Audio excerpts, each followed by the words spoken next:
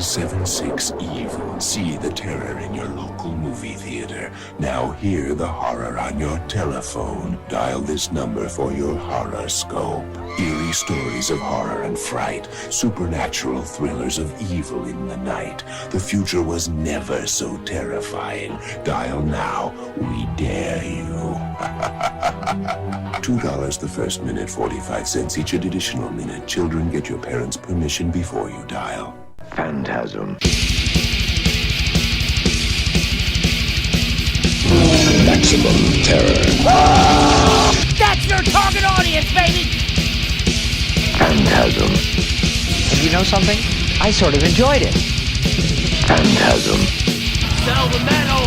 Sell the metal! Sell the metal! Sell the metal!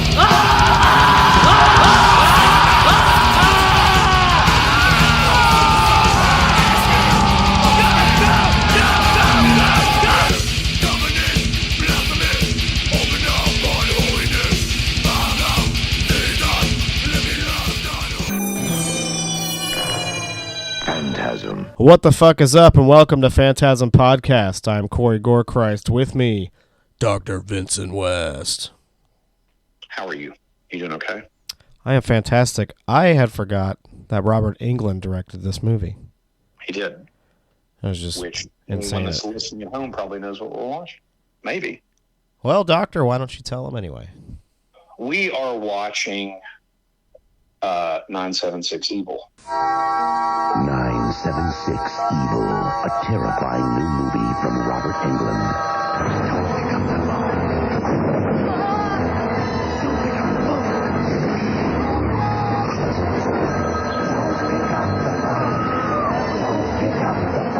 Now, horror has a brand new number.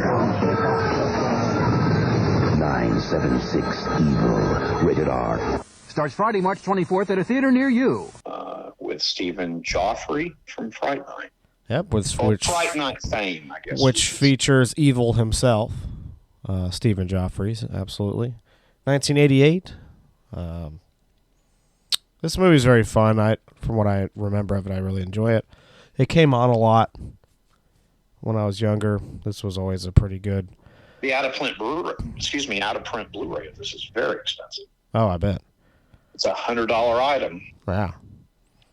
Yeah, Sony put it in physically, and then it went out of print pretty quick. And then it's one of those where I probably almost slept on it and bought it anyway, and now it's worth a lot of money. So there you go. It's weird.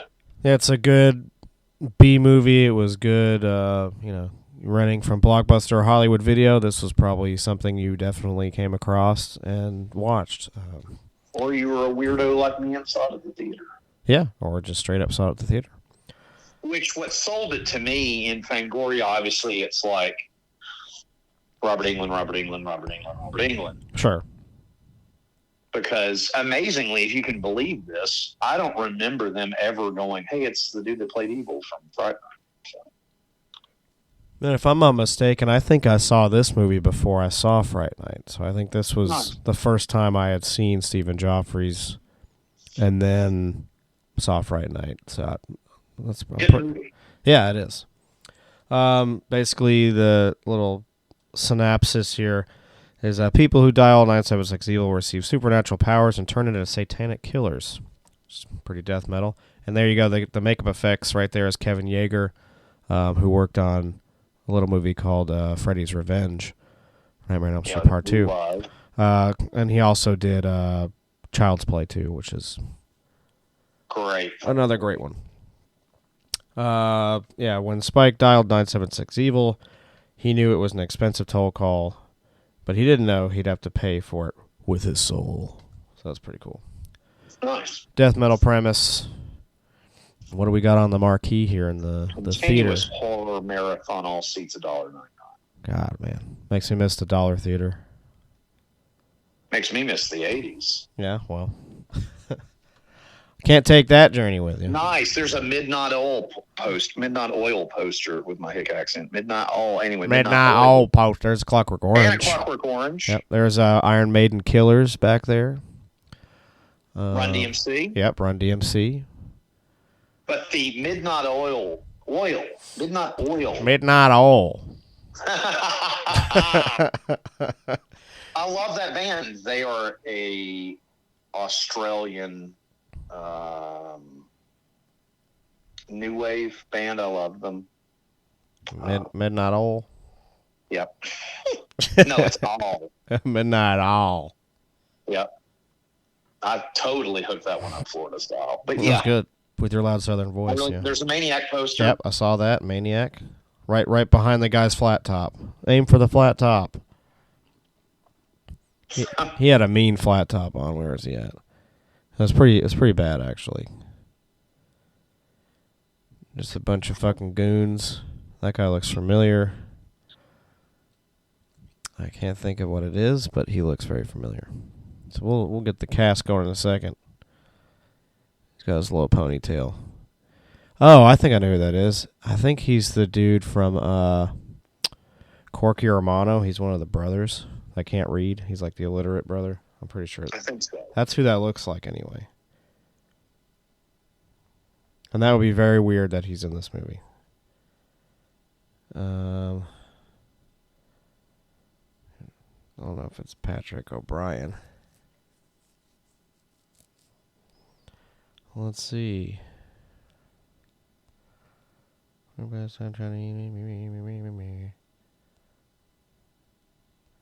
that is Spike in this film. I don't think that's who it is, though.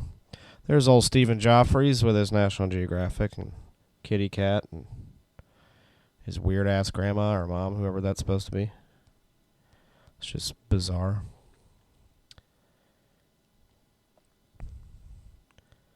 Yeah, I have no idea who those people are. You know, we do this, we don't watch it with the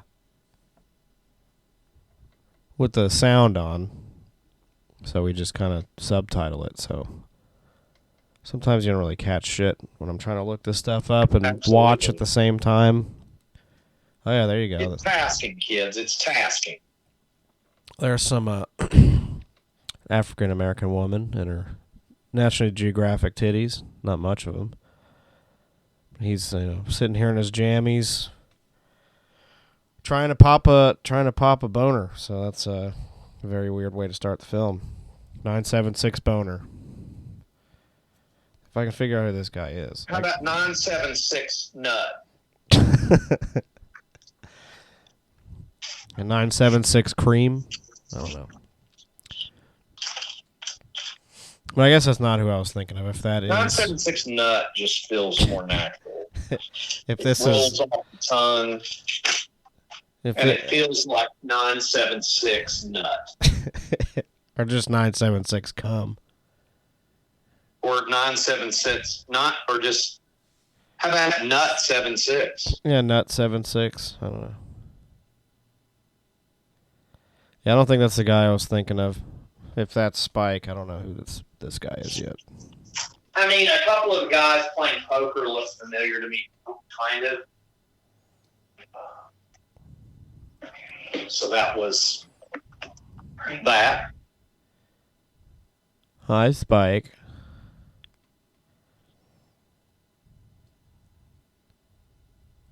This is just weird. He's just a fucking little goober. But anyway, we'll let this ride out. That is Pat O'Brien. He hasn't been in a lot of stuff. He was in No Holds Barred, that wonderful movie with Hulk Hogan, which is pretty funny, actually. Other than that, really not much else, notably. This is probably the most thing he was in the sequel too, so very interesting. We'll just pop off some trivia here, see if there's enough of it.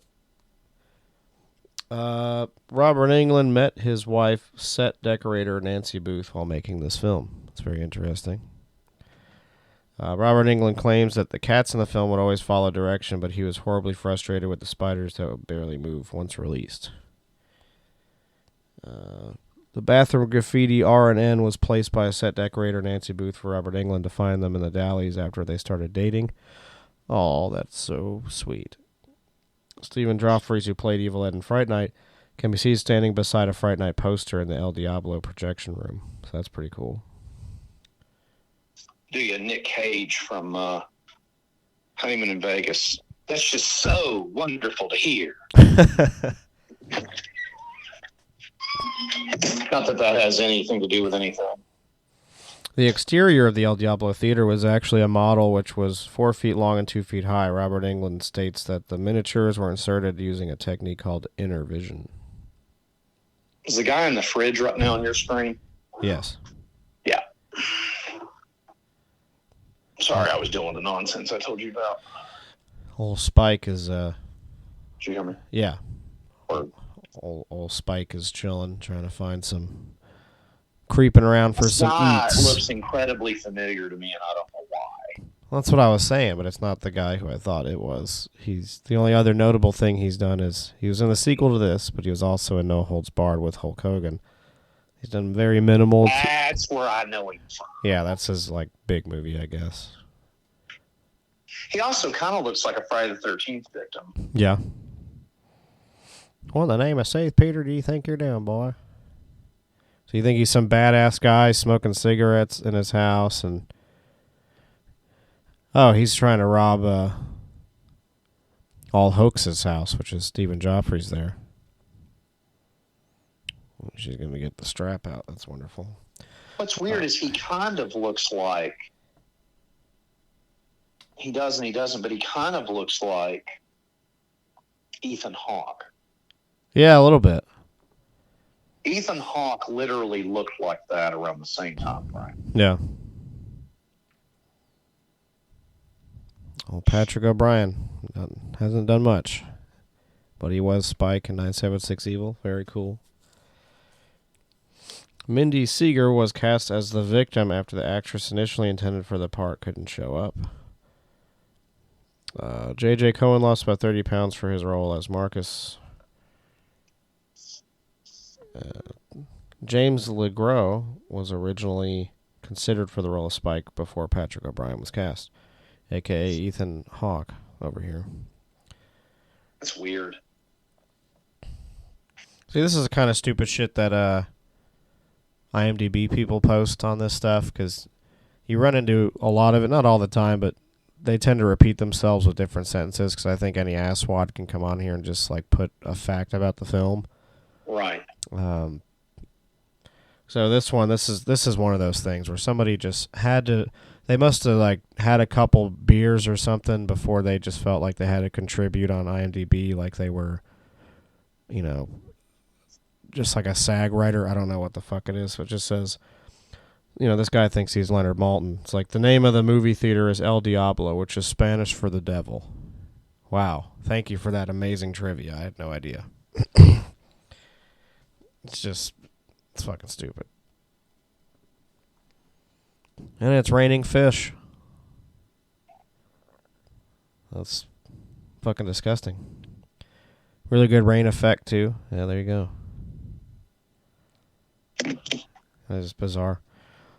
When Hoax casts the spell that makes spiders come out of the Susie's TV dinner, there's a free TV dinner. There's a bunch of snack cakes behind the TV dinner called Devil Twins. Another one. It's like kind of whatever. In order to complete his ritual with the spiders, Hoax uses devil's root, which has leaves that resemble a devil's tail. Okay. Thank you. That's probably, all those three things were probably from the same fucking person that were loaded and were just like, man, there's a lot of weird stuff about like the devil in this movie about the devil. It's just weird, man. Did you know that El Diablo is Spanish for the devil? And there's devil cakes, devil twins, devil tails, man. It's fucking crazy, dude. Although Robert Englund and Cinetel had a falling out after Cinetel elected to distribute their producer's cut theatrically, they buried the hatchet when the film was released to home video and Englund's director's cut. Happy with their agreement, Cinetel started courting Englund for part 2. His idea would have involved a cursed crisis line. Here's another drunk fact from somebody who is loaded. Spike's usual favorite food at the diner is deviled egg sandwich. Leslie Dean's feature film debut and first nude scene. So we got a Mr. Skinless to come later. Mindy Seeger is credited in the opening credits, but is not in the final cast. A rape scene between Marcus and Susie was filmed but later removed. It is missing from both the rated R cut and unrated cuts, which is good because I really don't like watching that shit. So that's that. But the facts, not a lot of good facts. A lot of them were just stupid. See, I actually think that's shocking because a lot of people at home don't know this. Corey loves to masturbate to the rape scene in Clockwork Orange, but I guess that's something different. That must be a different type of thing. Yeah, I don't put it in the same category as a rape scene. You know, it's just different. It's just a Stanley Kubrick scene. It's its own level. You know what's funny? I'm all joking aside. That scene in that it's too much. Yeah, then him singing afterward because I can't hear that song the same ever again. So anytime Singing in the Rain comes on, I'm like, I'm singing in the rape, and I it's awful. Like I don't want that to be something. Singing in the rape. But that's how polarizing that movie is, and just how like insane it is because it stuck with me hearing that, and it's not a good thing. That's a pretty clever joke. I've never heard that. Yeah. Because he's not singing in the rape. I know. I thought he was. Maybe I heard it wrong. No, he's not. Is this guy getting jerked off? What is that? I can't tell. They're in like a crack house fucking bathroom. No, he just got kicked in the head. It looked like he was jerking that dude off. I'd love for just one day that guy looks very familiar to me too. The guy in the stupid hat. He does. He looks like a fucking Power Rangers villain. He's definitely in something too. I just don't know. It's hard, like I said, to figure out the names of these people when you're not. Even with the subtitles, a lot of times it'll say, certain movies it'll say who it is talking each time, so you kind of know what the characters are. Other times it's just, there's a bunch of dialogue running over the screen, so I can't tell who the fuck's who. And I have an ad. Oh, shit. Series premiere of Snake Oil, whatever the fuck that is, had David Spade on it. 1549 is what we're... I'm back already. That was a very short ad. All right, 46, 47. All right, I'm paused on 49 right now. Do it. All right, we're good. We're a team, Spike. Well, he's forcibly jerking off a dude in a rundown school bathroom. We'll do continuity errors. Let's see. In the opening scene, you can see that the phone is in the distance, as well as some of the pre-electrocution shots as a rotor. This guy's hair real quick. It's just bothering. Oh, no, he's got it, like, greased up on one side. Greaser man bun? Is that what we're doing? It's more like a... What do they call it? He's got that weird, like, henchman ponytail, but he's not one. I don't know. Right. He's like half greaser, half Russie or whatever. He's like some Russian mob guy. I don't know. During the electrocution shots, the phone is now a touch tone phone. It was a rotary. What about this chick? Is she in anything else? I don't know. She's kind of hot. See, look. God, He damn. can't even drive a fucking Vespa, man. I mean, he's like, oh, I'll be okay. Jeez. It's like 976 Rudy. Oh, man. He's supposed to be some kind of helpless nerd, more or less, if more PC way of saying Right. And not a 976 Rudy, as we'll call him. That's more what we're getting from it. But, yeah, he's just not all there, I don't think. He's just kind of a... Well, funny story about this movie. So this movie, when they put it out on Blu-ray, it was really hard to find. Sony put it out. Yeah. And I've never opened it. So I haven't watched this since I probably watched it at the theater. Yeah, that's a long time. Maybe if I rented this at some point in the early 90s or mid-90s, maybe. And that's it. That's the last time I watched this movie. I haven't seen it in years. Wow. She goes to torch the business card and the phone rings. I thought we had a deal. When they are putting Hoax's head inside of a... It's the first time we're seeing her in this? Yeah. She's freaking mean. When they're putting Hoax's head inside of the toilet in the boys' bathroom at the school, his hair and face are all wet. A few seconds later, when his cousin saves him, it's completely dry. That's the scene where I thought he was whacking that dude off. When Hoax gets sick dissecting the frog, he removes the surgical glove from his right hand. Then in the mirror in the bathroom, it's back, and he pulls it out. His hair, when he's attacking the thug, it's gone, and then when he cuts off, there's another thug's hand, it's back. If you were able to decipher any of that, good for you. You won. When Susie and Hoax are sitting eating pizza in a diner, the messiness of his hair changes throughout the scene. When Susie is preparing a free TV dinner in her home, she puts the dinner in the oven. Yikes. Seeing this? Yeah, that's a nice heel phone. It's like that's pretty cool. High heel phone. Susie and Hoax are sitting eating pizza in the diner. When Susie is preparing the TV dinner, she puts the dinner in the oven and then puts a timer for 25 minutes. But when they do a close up of the clock, it says 15 minutes. Spike calls a 976 number from a public payphone without depositing any money. Only private phone lines let you call premium phone numbers without paying up front. When a phone booth explodes in the opening scene, there was wire used to throw the stuntman around is clearly visible, albeit through a bunch of flames. When Hoax pulls up to Susie's house on his moped, you can tell it's a stuntman. He's more muscular than Stephen Joffrey's and has longer hair in the back. That's pretty funny. So I like to read some of that stuff before it comes up, but sometimes you just have to remember if you even saw it or not. What's weird is this guy on screen right now feels like he's more the star of this than anybody. He is, yeah. I think he's the guy that turns evil, I'm pretty sure. I always thought it was Stephen Joffrey's dick because I haven't seen this in a long time. I thought it was Stephen Joffrey. I don't know. Like I said, it's been maybe Stephen Joffrey's does it. Maybe sometime in the 90s.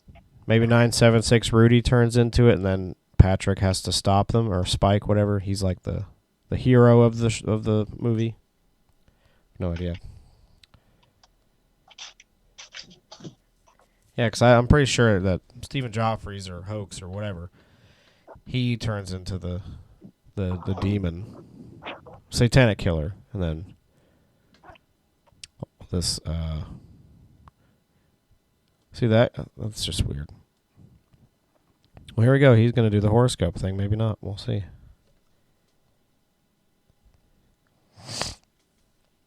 Jim Meltzer is the guy that's been looking through him in the window. Okay. Trying to see what he's been in quite a bit of stuff. Is any of it notable? I have no idea. So let's see. He's got a ton of fucking credits here dating back to 1979. With Squeeze Play being his first movie. That sounds like a porn. It does. That's very weird. Let me see what this is before we go any further. His first movie was Squeeze Play. The male softball team is challenged by a female softball team to see who is best. It still sounds like a porn. But it's... You know what else sounds like a porn? 976 anal.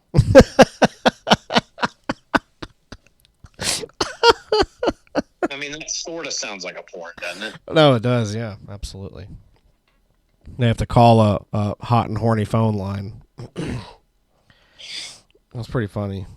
See, his first three movies sounds like porns. This is Jim Meltzer, who's that guy who looks like a male porn star across the street here. He's watching Spike here go in and out of this telephone booth.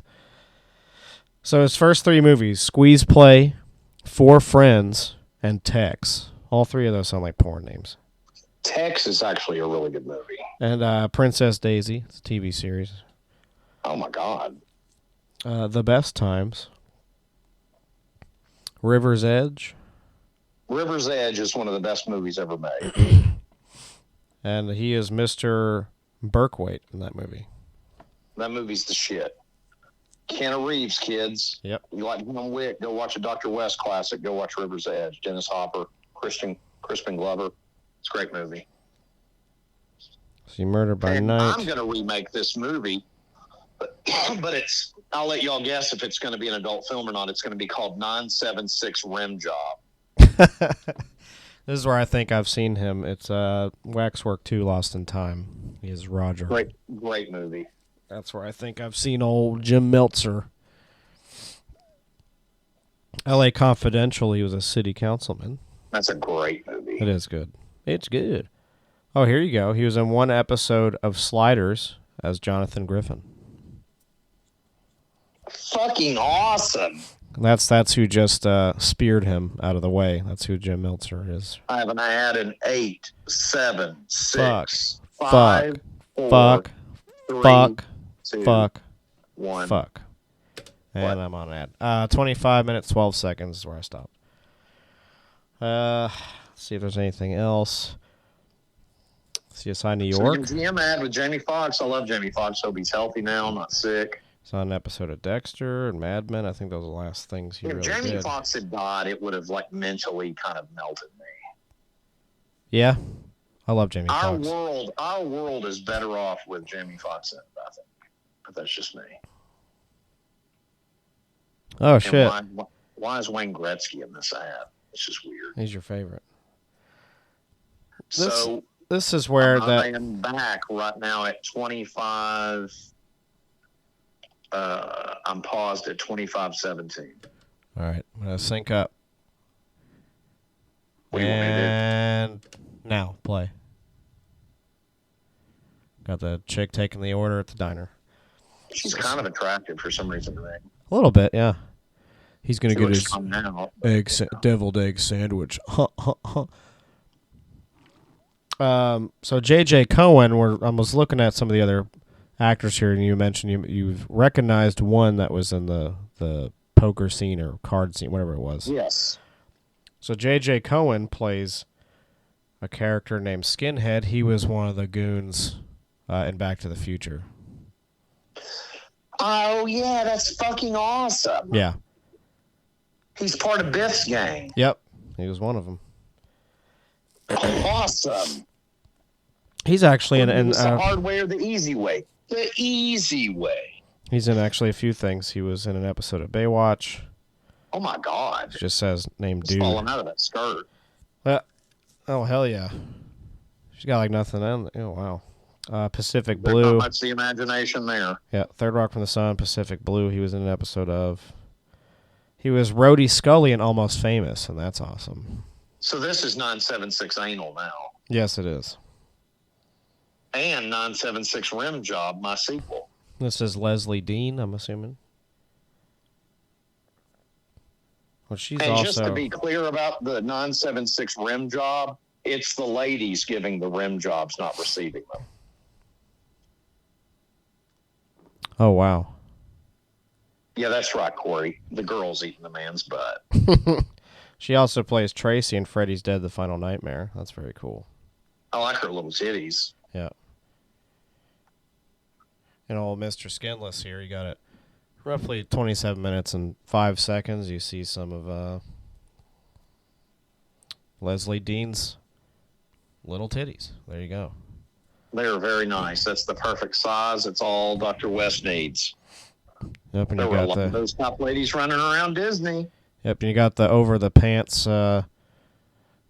clam roll here. Very cool. Some soft core for you. Zero penetration, folks. Just all clam strip. And he's having the time of his life. There you go.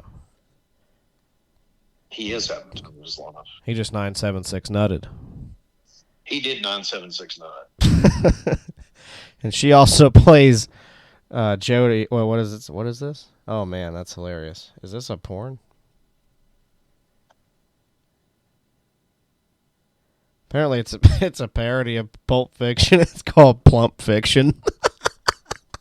Wait, do what now? And she's in the movie as Jody, the Gimp, which is really bizarre. That's who she plays in it.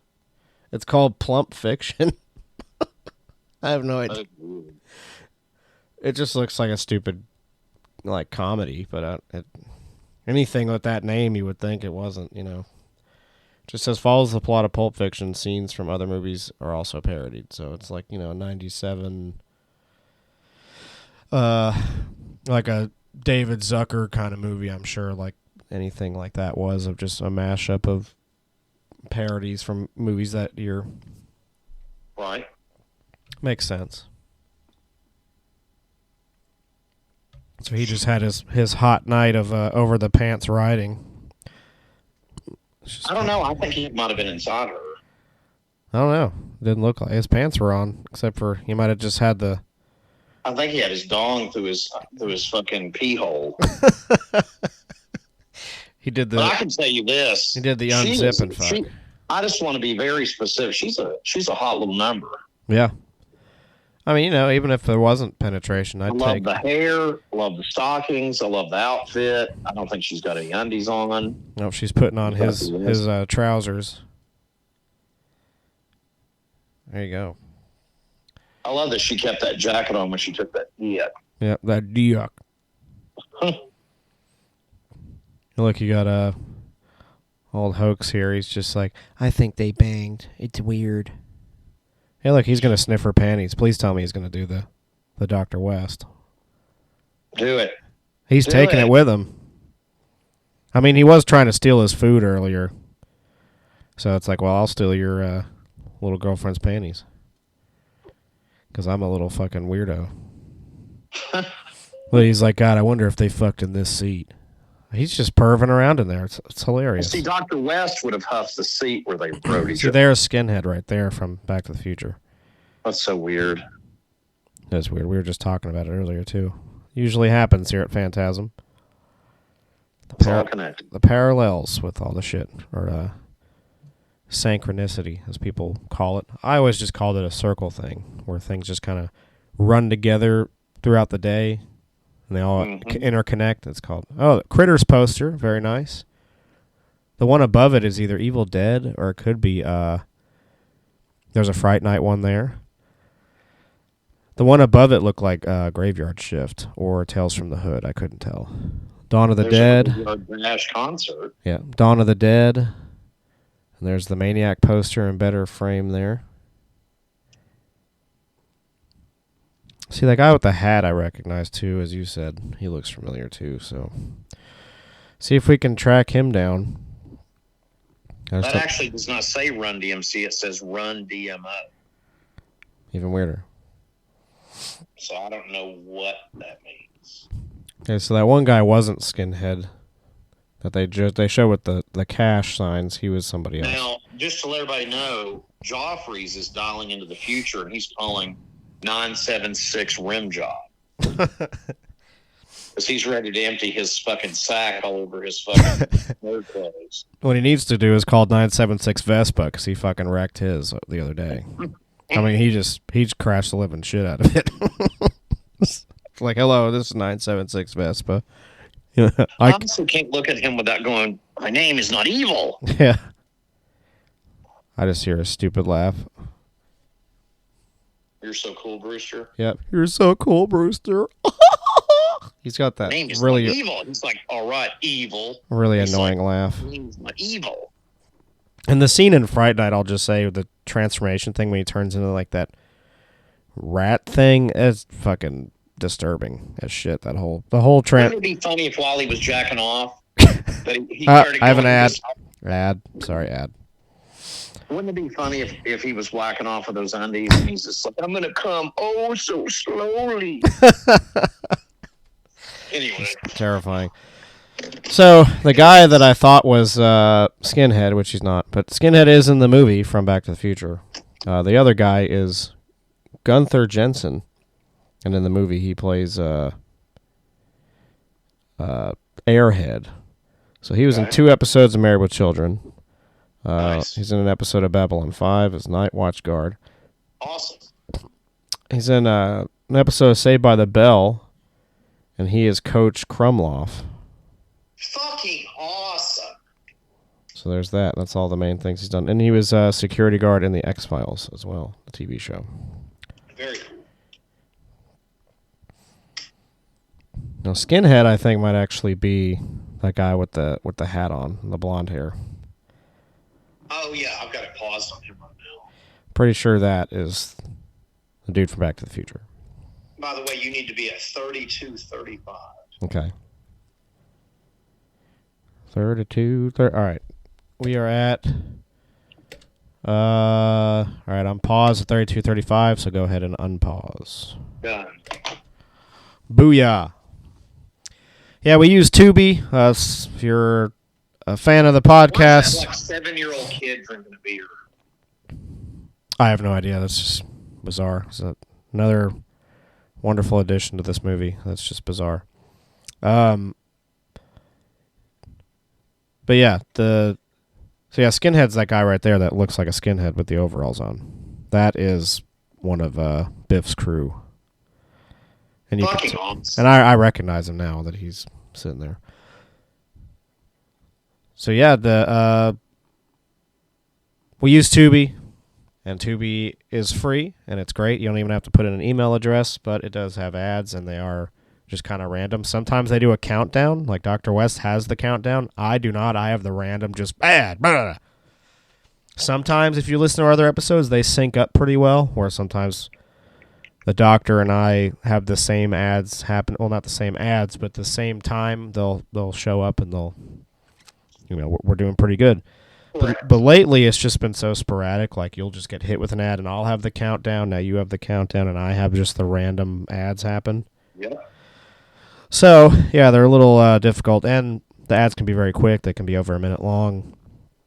That is the tough thing of doing a podcast long distance, folks, is doctor's in Florida, and I am at a undisclosed location. So it is, not that easy, but we have fun doing it. And Tubi usually has the best So to catalog. quote Chester Cheetah, it's not that easy being cheesy. That's right. Especially when you're handling this level of cinematic cheese here.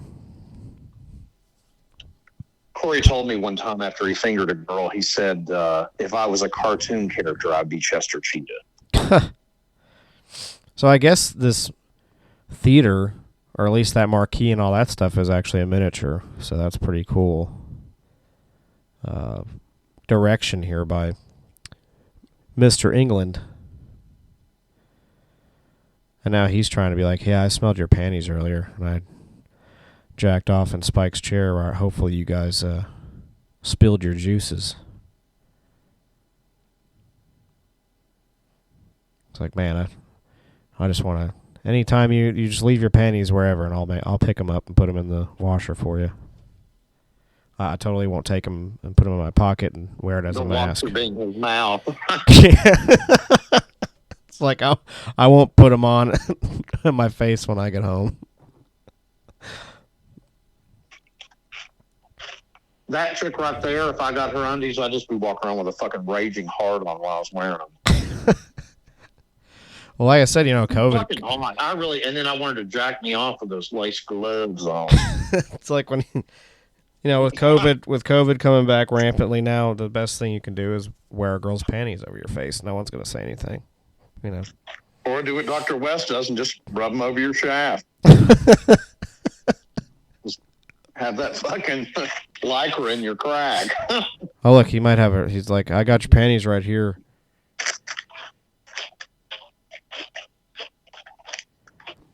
He's like, will you sign them for me?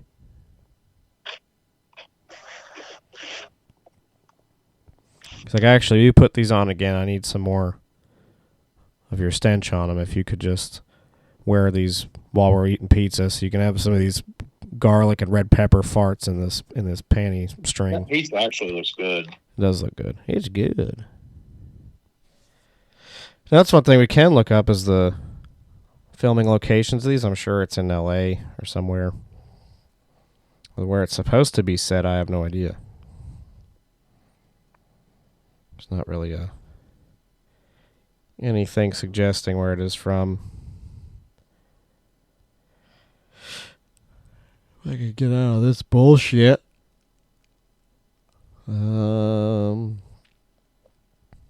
Yeah, it was to have those nudie playing cards. It was filmed in Los Angeles, yes. Also known as Dial the Devil. It made almost $3 million in U.S. and Canada. Opening weekend was $749,000. Opened on March 26, 1989.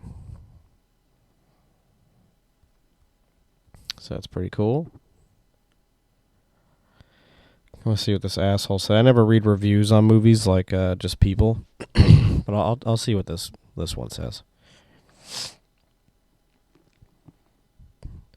So maybe this movie isn't up for the Academy Award, but look at what people are saying. Just because Freddy Krueger directed it, people think it's going to be another Elm Street venture.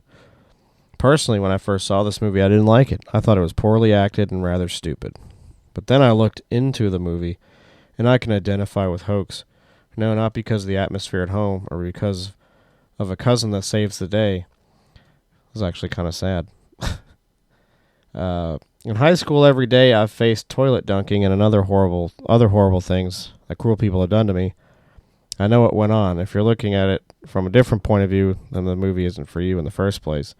But for anyone who has to deal with cruel jocks, and for anyone who's always been ridiculed by girls and other, this movie is for you. Just don't expect it to be another Elm Street installment. That's very sad. Yeah, you want to hear the worst part of that, the saddest part of that story you just read? What's that? It was written by Wheelchair Fucker. Which is really sad. And we don't like to toot our own horn here at Phantasm, but Wheelchair Fucker did write that, so. Yeah, or Dwarf Fucker. And he looks for more in humanity, and he gets less. Is he still Dwarf Fucker also, or is he taking on a new moniker? Right now, I'm just going to stick with Wheelchair Fucker. So he is returned as Wheelchair Fucker. Correct. So this episode from now, I'll go back and remember this. It's going to be called 976 Anal, the Return of Wheelchair Fucker. No, 976 Rim Job. Oh, 976 Rim Job, Wheelchair Fucker's Return. The Return of Wheelchair Fucker. Yeah, the Return of Wheelchair Fucker. Or just 976 Wheelchair Fucker. How about this? 976 Rim Job. Wheelchair Fucker, the Next Generation. There you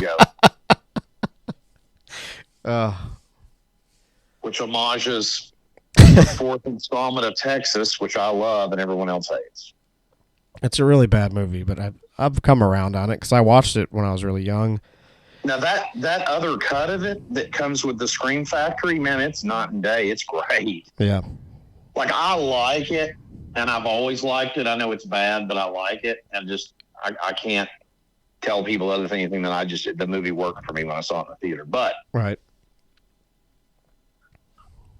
That other cut of it, where it changes from Texas Chainsaw Massacre: The Next Generation to Return of the Texas Chainsaw Massacre, it's a completely different cerebral experience. I really like it. And I love that that's actually Matthew McConaughey's first film. It's not Dazed and Confused, it's it. Right. And there's going to be people listening to me right now going, no, Dr. West, because Dazed and Confused predates it. Well, Texas Chainsaw Massacre: The Next Generation actually sat on a shelf for about 4 years. So actually, I'm right, and you're wrong. Right. Even though theatrically, they would be correct in saying that Dazed and Confused was first. But technically, the Texas movie was first. It just got shelved because Sony was like, wow, this is awful. We can't put this out. Right. And then they eventually were like, well, let's just put it out. Which I wish the same thing would happen with that Batgirl flick that has Keaton in it. Right. Yeah. For the simple fact that I want to see Keaton as Batman again. And yes, kids, if you're wondering, I love The Flash. I know a lot of people didn't, but it was awesome. I don't know what there wasn't to like about it, really. I really enjoyed it. So it was good. Yeah, I enjoyed it quite a bit. But I'm going to tell you this. I'm going to go ahead and we always do this at the end, but I'm going to go ahead and just do it right now before we go to Altering the Future. But I personally think this movie is paced incredibly well. Yeah, it's like, throughout. I have not been sitting here bored one time. Yeah, you're just waiting for, But I mean, is it or is it not paced pretty well? I think so. I mean, there's enough in it. There, Hoax getting bullied and crashing his fucking Vespa like a jackass, and then him stealing panties, her fucking eating pizza. You got the devil shit like here and there where people are getting knocked off by the phone calls. And then now you got old Hoax here, old Stephen Joffrey's in his jammies after he just... Now, I'm going to tell you, in my version, that chick shows up and rips the ass out of his jammies and gives him the 976 rim job. In my version. A satanic tonguing, if you will. Yeah, a satanic lashing. Yeah. With the evilest of evils, a woman's tongue. So now he's just kind of pissed at her. He is literally wearing toddler jams. Yeah, I mean, he's got some jammies on, like a... I mean, he is literally, and I know a lot of younger folks, which I don't understand this, I'm going to go ahead and just admit it. I don't understand when I walk into a grocery store and people are dressed to go out in public in pajamas. When they're like 38, yeah, it's weird. I personally think that's disturbing. If you do that and it works for you, maybe you could explain it to me sometime. And even more so, if you can explain it to me, if you could have your wife or maybe sister or close girlfriend give me a rim job to thank me for tolerating the pajama nuisance when I'm trying to shop. Well, he's wearing his JCPenney jammies. Not me, because I don't wear jammies. I sleep in the nude. But right. But I'll take the rim job from your loved one. Because, again, we have a theme going here, kids. It's 976 rim job. Yes. So he's mad at her. I forget what she said to him, but there's her free TV dinner. Your free Phantasm dinner. He was just doing some huffing and jacking. And then now her dinner's going to turn into that spider. So he's really doing this ritual just to scare her. Not to turn into a satanic killer, but we all want him to turn into a satanic killer. So it's going to go over a lot further than this, obviously, and make this film a lot of fun. He's got a lot of bullies to knock off in this. He's going to... It's time for him to take action here, so this is the first little step. It's scaring the shit out of old Susie here. I mean, imagine... having some voodoo shit happen with some kid down the street with your panties in his pocket and jammies on. Panties and jammies. And he's sending spiders into your ass. Wow. It could never happen to Dr. West, and I'll tell you why, because Dr. West... Dr. West would go to his house, and I would give him the spiders back rectally. So. Did you just kill her by killing the spider? Correct. Fuck yeah. There's his Vespa. Like I said, I don't find him scary. I just want to kill him. Right, yeah, he's just a little goober with a Vespa. That's pretty brutal though. It is. Didn't even get to crack open her Shasta Cola. I mean, that's just a shame. No Shasta Cola for Kohler. What was the point of killing her? I forget. I think she made fun of him while they were eating pizza because he was he thought it was a date, I think, and she was just talking, and then he got offended because, he stole her panties, thought that, It's like, well, I got her panties. I guess that means that, we'll be good to go on this pizza date, and I don't remember. I wasn't really paying attention, but it was after that scene where he got bullied again by those dudes. So, but she's a corpse. So, a spider corpse. Spider corpse, spider corpse. Speaking of death, I think we should get into altering the future. Well, 91? This is 88. 88, sorry. 91's the sequel. You were close. That's what I was looking at. Yeah. So we will cue up the Chuck here and get into altering the future. Altering the future!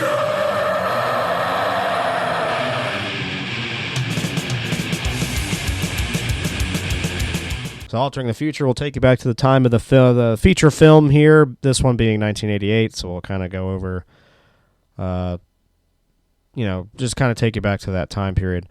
So I usually cover the movies, and the doctor will do anything from albums to porn to toys and nostalgia, sometimes even, TV shows as well.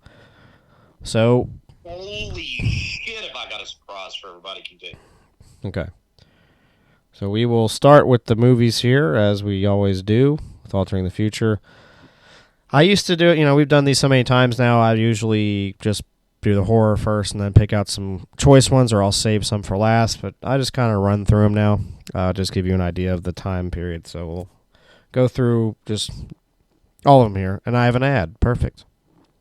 I want to add. This one's about to be really quick, though. Ad too. This is the only ad, so it's about to be done. We're synced up with it for a second. I am back on... This is some kind of weird... I'm back on 47 minutes, 52 seconds. We'll just leave it where it's at. You'll leave it where you find it. But we'll go into this. Let me know when you're back on. Do you have a minute, or is it like a... No, it does. There's no time frame on what I'm dealing with. It's some kind of vaginal odor cream. Jesus Christ. I'm not lying to you. That's what it literally was for. When your panties get stolen, don't you want them to be fresh?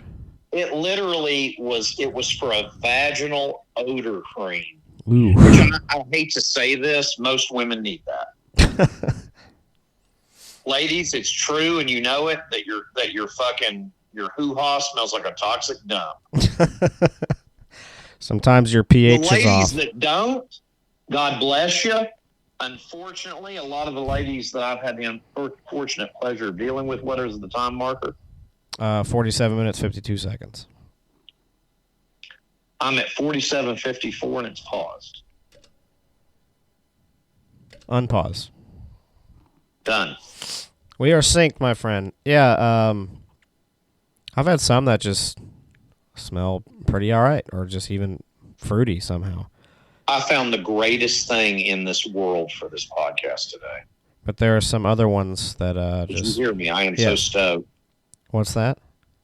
I'm so stoked to do my little bit here. Okay. This is so cool. Nice. Wow, that's awesome. Sorry. But yeah, ladies, sometimes it can get a little gamey. It smell kind of like a wild animal, which a lot of people are into. Because we are technically wild animals, supposed to smell like that maybe, but it can freshen up a little bit. It is a hole. It's like I don't walk around with my asshole stinking. I take pretty good care of it. So I would expect your hole not to smell like your ass, which sometimes it can.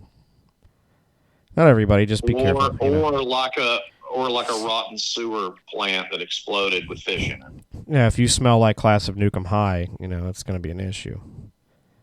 And it's hard to tell somebody that, because even if you're dating them, you can't be like, well, hey, you got a smelly cooter.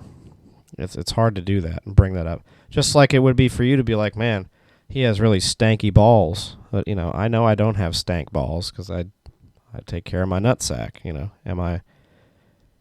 Am I Jewish dong? I take care of those little guys and try not to make them super gamey and smelly for you.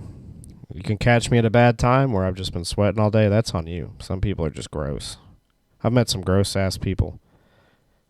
I'll even be like, hey, I'm a little sweaty. You probably don't want to do that. And they just go for it. Like, all right, you're nasty. Good for you. So, yeah, if you always check your pH stuff. If you're eating Taco Bell and fucking Chipotle all the time, you're probably not going to smell very good down there. Your diet has a huge...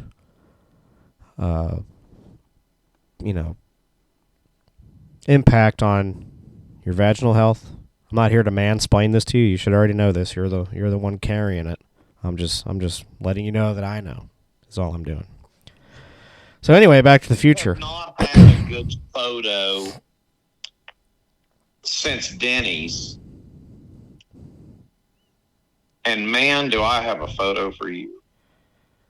All right, send it while I'm doing this. So 1988 films, we're just going to run through the gauntlet here of 1988. So we'll take you to the time of 1988 when 976 Rim Job came out. And we're going to highlight that. 976 Rim Job. I'm going to be a stickler. That's 2023. It's property. Phantasmagoria Pictures. Right. But this is where, the movies surrounding this movie this same year. So this is the other hits of the time.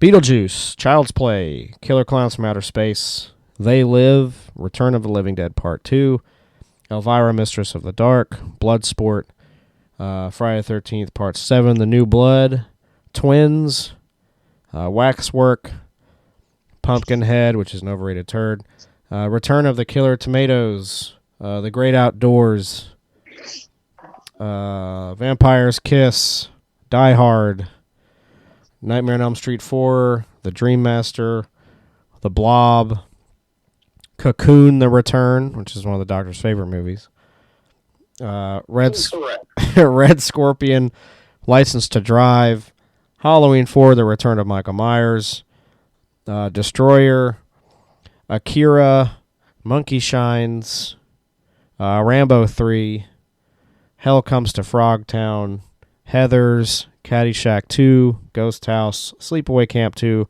The Serpent and the Rainbow, which in my opinion is Wes Craven's best movie, Tom Hanks' Big, Willow, Dead Heat, Red Heat, Slime City, The Undertaker, Phantasm 2, Who Framed Roger Rabbit, Brain Damage, Critters 2.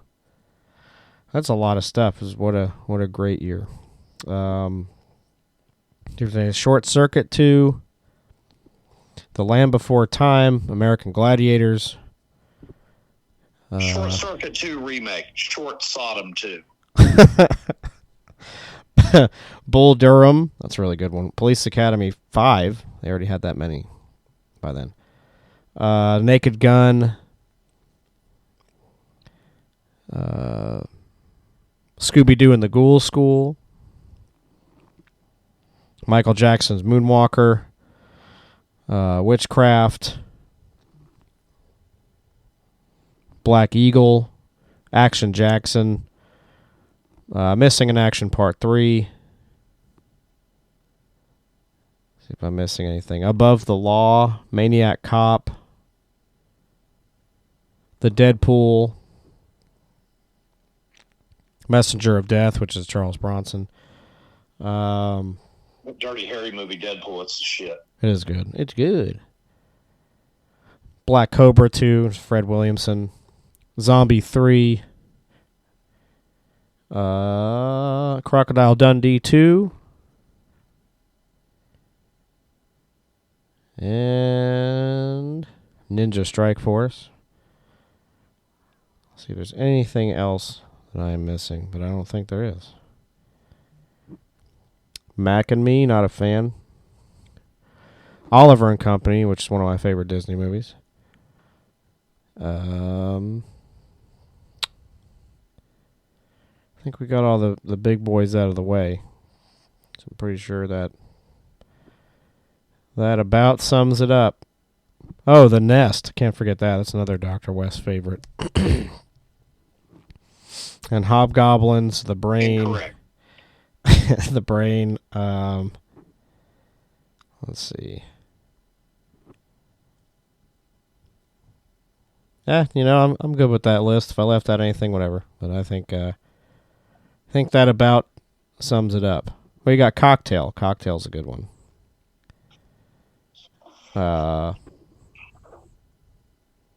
Mississippi Burning. It's a great movie, hard to watch. Great It movie. is very hard to watch. It's like In the Heat of the Night with Sidney Poitier. Great movie, hard to watch. Young Guns. Can't forget that one.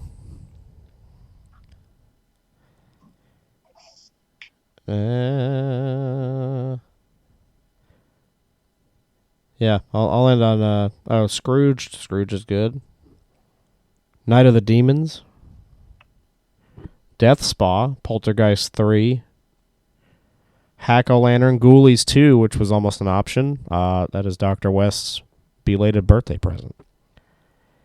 It is, thank you. That is 1988. Hellbound Hellraiser 2. Edge of the Axe. Slugs. Got Tapeheads, John Cusack, Tim Robbins. Ernest Saves Christmas. Lair of the White Worm.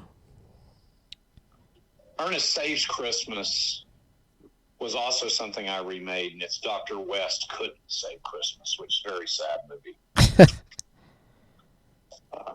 It is very sad, yeah. Dr. West had good intentions of saving Christmas, but unfortunately he could not. So he failed like he does in so many things in his life. But it's okay. We just power through them, kids. So. I guess I'll end on this one just on a good note here. Well, not yet. Coming to America. And then the last one I'll do is, we got Big Top Pee-wee, R.I.P., Last Temptation of Christ. And the final one is Funny Farm.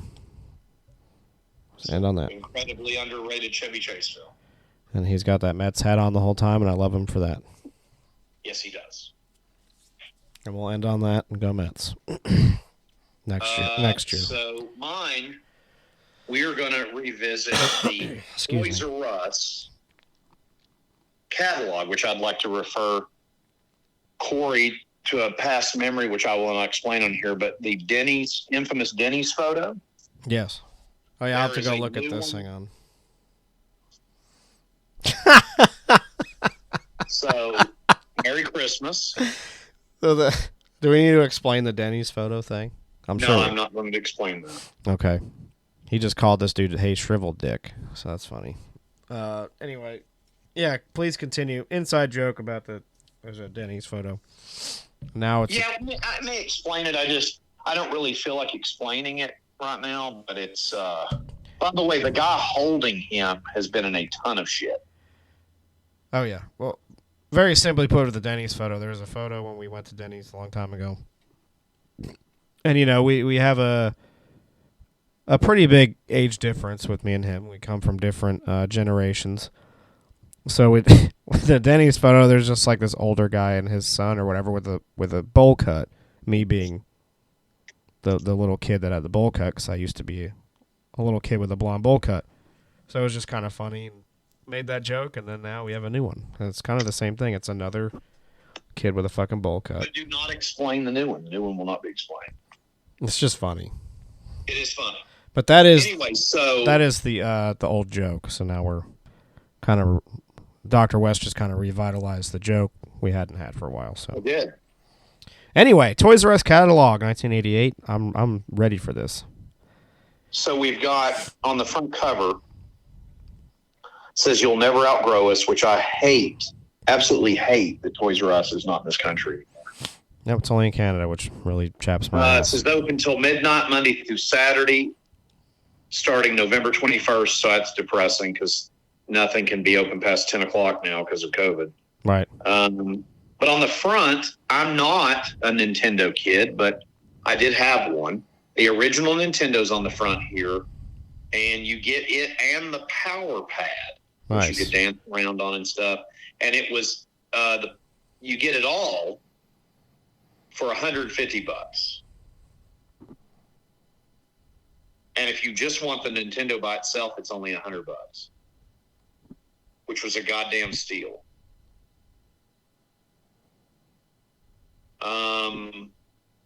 Video game wise, I had a ton of this stuff. So we've got Double Dribble, Castlevania 2, Simon's Quest, Life Force, Top Gun, Skate or Die, the Ninja Turtles game. What is this? I had this game. Defenders of the Crown. God damn, I love that game. Blades of Steel, great hockey game. Contra. What is this? Track and Field 2. And just some random stuff. And here's some more Nintendo games. We'll get to my video game section here in a second. So we got Rambo, which is awesome. Gauntlet. Love Gauntlet. Double Dragon, Karate Kid, Gunsmoke, Karnov. Karnov was a game I played the dog shit out of. Iron Tank was a game I played the dog shit out of. What is this? I don't know what that is. Look at all them kitties. Tiger Heli, I kind of remember that. Anyway, and then we've got some kids' bicycles for $100 a pop. And then we've got, which was something I was obsessed with in 1988, the Sega Master System for $100. Oh, yeah. Doesn't seem like a lot now, but it games was. For that, Alien Syndrome, Great Football, Afterburner, Choplifter. Absolutely loved the Sega Master System. It was my shit. I had a Nintendo, but I preferred the Sega Master System because it had better graphics. And of course, this is really weird. Atari, even in 1988, was still hanging on with their 7800 system, which was only $80. And then cartridges for the Atari were only $20 because they knew they were about to go out of business. Right. Another thing I was never obsessed with, which I had friends that were, remote control cars. They were $130 a piece, even in 1988. When you could have just got a Nintendo. A train track set for $100. No thanks. Was never interested in trains or train track sets. I never understood people's obsession with that, or remote control cars or boats, which there's several of these on here. I'm not even going to elaborate on that because I don't give a fuck about it. I don't know what that is. Oh, it's more like Matchbox, like car play sets, Hot Wheels, and shit like that. What is this? Oh.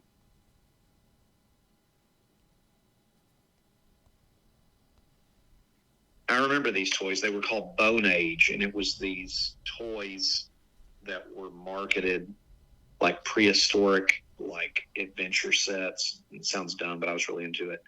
And then Mask, which was M period, A period, S period, K period. And you could get the Skybolt, the Stiletto, or the Venom Barracuda, and I had all of that shit. I was all a fuck about it because I just loved those toys. And then these, obviously, I loved. Here's some G.I. Joe stuff. We've got the G.I. Joe Mobile Command Center for $44.99. The Phantom Stealth Fighter for $21.99, which these sell for hundreds and hundreds of dollars now if you have them, especially if they're new. Iron Grenadiers Demon, $14. That probably sells for $100 or more now. The Cobra Bug. I had all this shit. G.I. Joe figures, $269 a piece, which probably sell for $300 or $400 a piece now. What we got here? Transformers for $12.99, $8.99, and $8.99. These were dirt cheap, and these are OG original Transformers. Oh yeah, very cool. 1988. Here we've got a Etch-a-Sketch, but it was electronic, and they wanted $140. That did not sell and failed miserably. Board games, which I used to enjoy playing with my uncle. A couple of those we've got here are Liar's Dice, which is kind of fucked up. Liar's Dice. I don't know. Jenga. Sure, everybody knows what that is. Guess Who, Hotels. Tubba Rub Rub. The Body Action Game, and it looks like I would say people probably bought Tubba Rub Rub and did the anal dub dub. We got an ad in 4, 3, 2, 1 ad. Oh, I got an ad too. There you go. I paused it and then I got an ad, so I keep showing this Fox show called Snake Oil, which is just bizarre. Here's some more board games. Fireball Island, Screaming Eagles, Hands Down, Win, Lose, or Draw, Crossfire. And the haircuts, these are really bad. What do we got here? Starting lineup, electronic talking baseball, $100. Weird. You would stick your cards in this thing, and it would play this. Really, it looks really ghetto. But it's okay. It's got Jeffrey the giraffe on here, and that's kind of cool. And that's what I got on that. And real quick, and I mean real quick, I'll run through. While I've got a bunch of ads, I'll run through 1988. I need to still pause it. I'm back on. No, there's ads going aplenty on mine. Okay, I'm on an hour and 4 minutes, 49 seconds. They got the nudie cards, and it looks like they're eating cat food. I'm not even joking. It says 9 lives. All right, here we go. Smoking cigarettes, drinking Jack Daniels, and eating cat food. I'm going to do, real quick, 1988 New Wave albums. When in Rome, their self-titled debut. So let's sync up real quick before I do that. Hour and 4 minutes. I'm in at 104.49. That's where I'm at. We're right on target here. Guns play. Okay. Boom. Talk, Spirit of Eden. Talking Heads, Naked. Aha, Stay on These Roads. Duran, Big Thing. Camouflage, Voices and Images. Susie and the Banshees, Peep Show. Metal Rhythm, Gary Newman. Timbuk 3, Eden Alley. Boingo Boingo, Boingo Alive. Let's see here. Sorry about that. My attorney was trying to call me just now. Over dealing with that today. I'm not doing that right now. Peace in Our Time from Big Country. Lullaby from Book of Love. Tighten Up from Big Audio Dynamite. Hard Machine from Stacy Q. Best of the Thompson Twins, which is really awesome. The debut album from Information Society. Dude has a Return of the Living Dead shirt. That's pretty cool. Anyway. Yes, it is. It's even cooler because I just got one too. Joe Jackson live from 80 to 86. Joe Jackson's amazing. I always liked him. Is she really going out with him? Love that shit. Thomas Dolby. And yes, that's where Dolby Digital came from.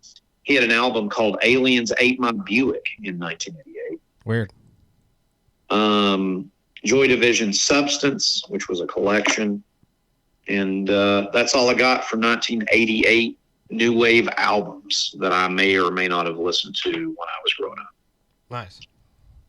And the Toys R Us catalog, which will remain its own thing. So, 1988, kids. There you go. Oh, there we go. Got some more boobage going. It'll probably get interrupted by old hoax out there killing those other two dudes. We'll see. That's very nice, though. And so that's the one that I thought was underage, but I guess she's not. Or she is. She doesn't give a fuck. Yeah, that's a little weird. Probably still young, but not that young. Then we got Jesus Loved the Devil Out of Me, a memorial service for Susan Walker. See, she's wearing the fucking boxers too. That's like the second time they've done this. Oh, there's a body double poster. Interesting. Very cool. Now he's got like a mullet. What the hell's going on with that?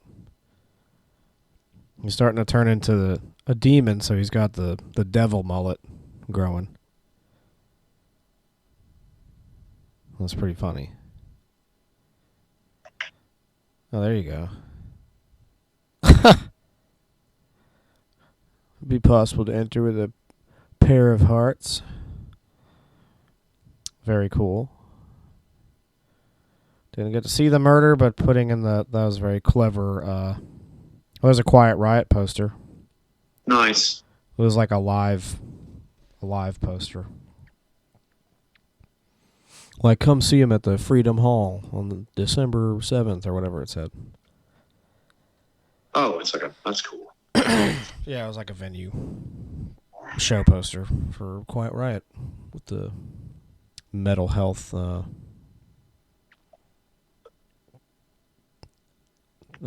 cover there. So far for me, the Joffrey's guy's what's ruining this. Yeah, he's just kind of a butt. Well, it's not even that. He just looks disgusting. He looks like he needs a bath. And he's just gross. It's like he's possessed, but he's bleeding to death. I don't know. It's just he's turning into a nasty, like, demon thing. As it goes on. Speaking of he's wearing demon things. Wearing his Goodwill outfit. Speaking of demon things that we like. Ooh. Phantasm. I get to watch, and it has both cuts. I got to watch the one of the 4K discs. There's two with it of Exorcist. Nice. I highly recommend it. It is the nicest transfer I've ever seen Warner Brothers do with an older flick. Yeah. Wow. And it looks ridiculous. The Quiet Riot poster also has Girl School on the same show. That's cool. Weird. But no, that's awesome. Is it that 100th anniversary Universal thing? That what? Or did you get the steelbook of it? What are we talking about? Exorcist 4K. No, so I ordered a Best Buy did a steelbook, but there was another steelbook that you could get through this set that sold out instantaneously, which was the 50th anniversary. And I got the 50th anniversary. Nice. And it has the classic cover art as opposed to just the Blue Demon thing, which was the Best Buy one, which I thought was okay. But I've actually got that art in this set, but not on the steelbook. Right, yeah. But oh, shit, that's awesome. there's two 4K discs. So one 4K disc is the theatrical version. The other one is the cut from like 99 or 2000. Right. The version you've never seen or whatever. Yeah, yeah. But what's cool is I haven't watched the version you've never seen yet, but the theatrical I put in for a second just to look at the transfer, and you can watch it with an intro from I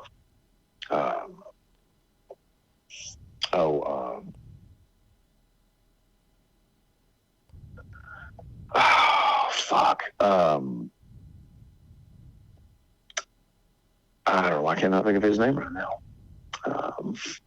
The director, but anyway, William Friedkin. Thank you.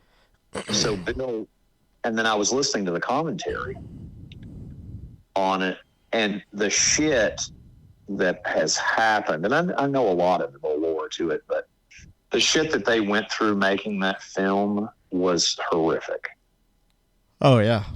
And fun fact for everybody, because I heard him talking about it in the commentary towards the beginning, when Max von Sydow is over in like Iraq or whatever. Yeah. The beginning of the movie. I knew Dick Smith did the makeup for The Exorcist, but I never knew who his protege was that helped him do that film, and it was Rick Baker. Yeah, oh yeah. So that was interesting. I knew Rick Baker was a student of Dick Smith, but I never knew he worked on The Exorcist, so that was very interesting. That's pretty awesome. Because it's not listed. If you look up The Exorcist, it's not listed anywhere or attached to that at all. Right. But he was an unknown in the early 70s, so he was working under Dick Smith, so that was pretty brutal. Another thing that I wanted to mention to everybody out there, if you're a fan of The Exorcist, that I never knew listening to the commentary, was Blatty's script that was mailed to Friedkin from Warner Brothers kept getting lost. Like they would overnight it would get lost, or it would just disappear. It was lost. It was like they were trying for him like to not make the film, the powers that be or something. Isn't that weird? Yeah. And then he finally got the script, and he said, I kept putting it off. And then finally I started reading it, and I couldn't put it down. And the rest is cinema history. Oh, yeah. But I was reading a review. Ooh, he just bitch slapped his Michael mama. Digest, which is where I get all my 4K news and goodies from. And I thought it was very interesting that... Is he going to kill this bird? And I mean very interesting. I thought it was very interesting that there's all these people always attacking the movie. He's going to kill this bird. I don't know. I just know he looks... He killed the bird. I mean, he looks really creepy. Yeah, he does.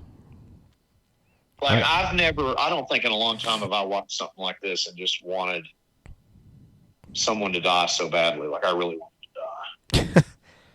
Well, we haven't seen his Spike anywhere. I don't know what the fuck happened to him. He's just been... I don't either. He just disappeared for, like, this whole second half of the movie. It's like, we're in the fourth quarter now, Chief. Where's the... Did they kill him off? I don't remember ever seeing that. Well, no, he's in the second movie, too, so I don't know. Have not seen him in a while. It's been this guy. Old Meltzer. So I don't know where he's been. And I guess this is just his wife or something that just showed up. The last time we saw him, she was just there. Was an established character. Guess that's Angela. And old Marty here. It's just, I don't know. Just don't know where dude is.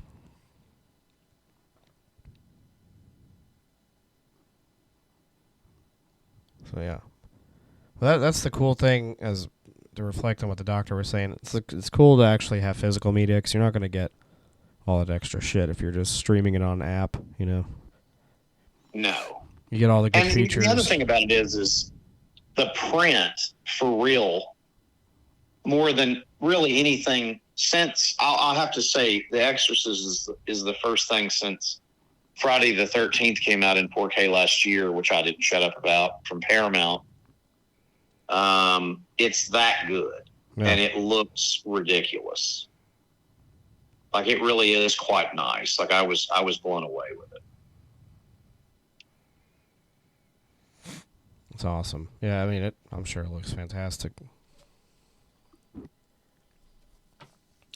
There's a lot of, like, in this movie, there's a lot of weird, purposeful cigarette placement. Like, there was even, like, the packs of, like, cigarettes. Like, I think they were Marlboro. I don't know. Like, usually you kind of, like, just figure that smoking is, like, a normal thing in movies where it looks natural. But in this movie, and correct me if I'm wrong, it looks forced. Like, they got paid to smoke during the movie. I don't know. It was very weird. Maybe they got a sponsorship from... I guess, because they were like, just do like a really big close-up of her just going to town on the cigarette. And that's what they were doing. I mean, it didn't look natural. It looked like she was smoking to smoke it, you know. Death from below. Bizarre. And I don't even know what all this shit is. It looks like they just... Is that cocaine? Like, what the fuck is all that? Well, this movie's bizarre, like I said. I don't know. Is it supposed to mean that, like, hell froze over or something and that's, like, ice? Or is it... I can't tell what that's supposed to be. That's just weird. Oh, it's like... Yeah, it's frozen. I guess it's just weird. Miss Martinez. Yeah, I'm waiting for somebody to kill this asshole. It's getting... I was rooting for him at first, and now he's just kind of a butt. Yeah, he's annoying, and I always thought he was annoying, and I'm probably the only person that you'll ever meet that likes Fright Night that wants to just kill him at the beginning of the film. No, he's very annoying in that movie. I just don't like him in general. I don't like him in anything I've ever seen him in. This movie's fine. He doesn't ruin the film, but to quote something you used to say to me, he just has one of those faces where I want to fucking punch it in. He does have a punchable face. And you can't fix punchable faces unless you do it yourself.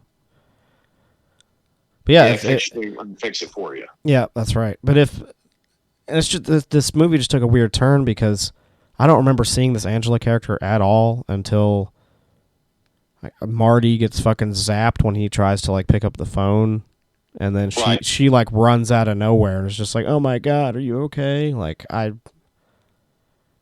had no idea she was a character in this movie. I don't think she was in it until that scene. I really don't. I don't remember seeing her. Maybe I'm not paying attention. And then, he starts turning into this ugly demon bastard. And then, he had an agenda where he was knocking off the bullies. They were all killed off screen, but some of the scenes were actually pretty cool after the fact. Well, the one guy got impaled by a neon pitchfork sign, which is pretty cool. Then he bitch slaps his mom and kills her. And then now he's just trying to kill everyone else in the movie. I don't know. He kills a bird. There's just a lot of weird shit. And now they got the hell frozen over shtick with the downstairs, which is also just weird. Like, let's make it a winter scene. Okay. And then we'll see what they do here. You got all the kitties everywhere. They're like, fuck you. Is she the dead body? Yes, she is. Oh, that's wonderful. You got the cats eating her corpse. That is actually disgusting. Yes, it is. Oh. It's actually very cool. In the worst way possible. Now that picture, there's a picture of Jesus, which I've seen that many times in pawn shops or like Goodwills and Carms. They usually have one of those for like $5-10. So if you want your creepy Jesus picture framed, you can go there. So he now looks like a Lord of the Rings character. He does. He looks very like goblinish. I'm just going to call him Goblin. So 976 Goblin. Who I also fucking hate. 976 Goblin. There you go. No, 976 Gollum. Yeah, that works. Because he seriously is just crazy annoying. Yeah. Now he's about to pop some titties out. I guess that's probably where there's supposed to be a rape scene. Maybe it's this. So I'm kind of glad they cut that out because I do not want to see that. Yeah, I don't have any interest in seeing it. As much as I kind of want to see her boobies, in that context, I would rather not. So they can just skip it for the sake of saving me that displeasure of seeing that. Oh, damn, he just fucking threw her ass down the fucking stairs. Yeah, he does look like a Lord of the Rings character. Right, which is not a compliment. If anybody that knows me, they know I don't like him for shit. So. Right. He just threw her down to back to the Shire there. I just don't get this hell froze over cold bullshit, and now they're... I guess this place is turning into hell. I do think his eyes are cool. I dig that. The movie's fine. He looks like a Lord of the Rings character. I can't deal with it. You know what else he kind of looks like? That stupid movie, what's it called? Sleepwalkers or whatever? What's his name? Yeah, there he is. There's Spike. It's like, where the fuck have you been? You took the day off. He's not playing poker. We know that. He hasn't been in the movie for the last, 35 minutes. Made zero sense. Unless, again, I missed somewhere where he said he had to go do something. I don't know what's more important. Maybe he was at that chick's funeral this whole time. I don't know. Didn't look like there was many people there for her in attendance. Go to hell, mommy. So now hell is just this frozen landscape. It's wonderful.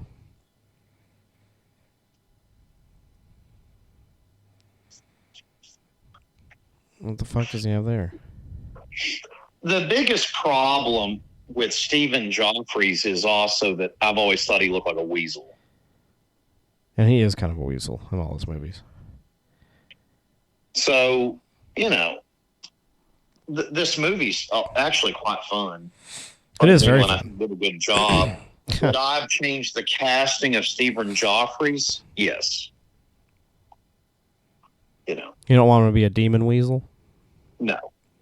Well, this guy's a little fucking pea shooter. It's supposed to be... It looks like a little Luger, but then it's like... His skin is fucking nasty looking, too. Yeah, it's gross. For someone that has skin issues, aka I don't like body horror, I can't really deal with that either. Armageddon, this cousin.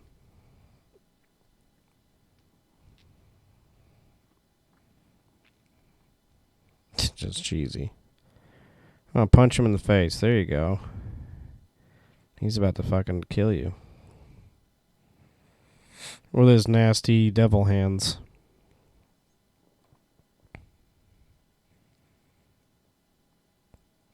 It's like, I wonder if he still has that girl's panties in his pocket. I'm pretty sure in there was an earlier scene where he was doing stuff and Dr. West slipped in and took the panties. Oh, okay. I thought I saw that, but I wasn't sure. It was a Australian director's cut version, but a teenage Dr. West slipped in and actually took the undies. And he wore them out undetected and then pleasured himself later. Oh, okay. So, yeah. TMI for everybody out there, but I've never seen that version. So. Now you know. I'm a completionist. I like to watch all the versions, so that's one I haven't seen. Now, is it an off-screen pleasuring? Because I don't want to see the actual pleasure. That was not filmed. Okay. It's just kind of, you had to be there kind of things? Correct. Okay. But it alludes to the fact that I pleasured myself. Right, extra dialogue. Correct. Yeah. See, now it's, there's flames everywhere. It's starting to look like real hell, not frozen over hell. He's trying to dump these two. One of them being a completely brand new character that hits in the last like 45 minutes of the movie, just shows up out of nowhere, and they're treating her like a final girl, which makes no sense. Now Spike, with his mullet, has to do something. Well, I thought he was like 3 different actors, and he's actually just the dude from No Holds Barred, which is really weird. It is weird. Old Patrick O'Brien. Because he really does look like he is from something besides this that you'd be like, man, that guy's great. Yeah. But it's not. By the way, B-movie. The Jaeger makeup in this also gets an F. I don't think it looks good.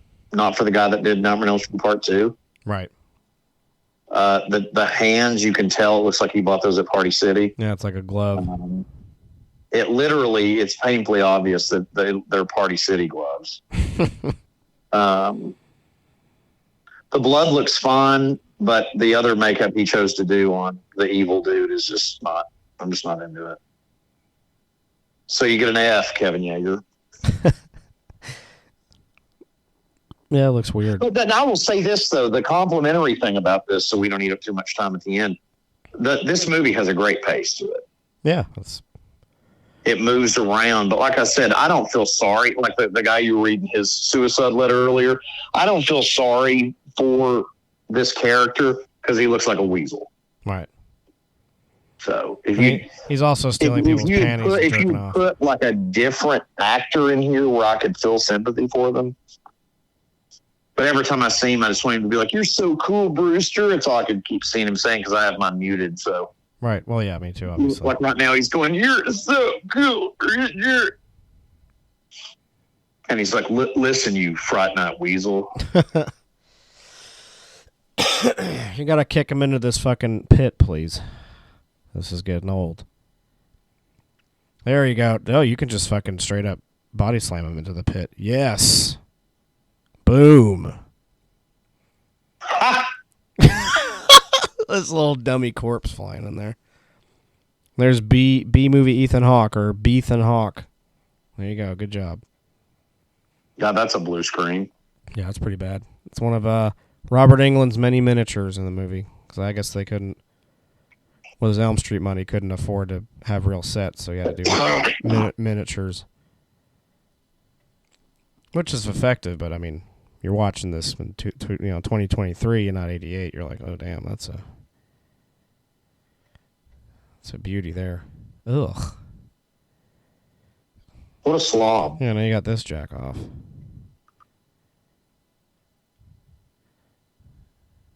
He's obviously a devil guy. The next. Oh, man, what a slob. He's eating calzone. What a fucking slob. That's a jelly donut, looks like. Oh, I thought it was a fucking calzone. Ugh. I was like, you're a goddamn slob.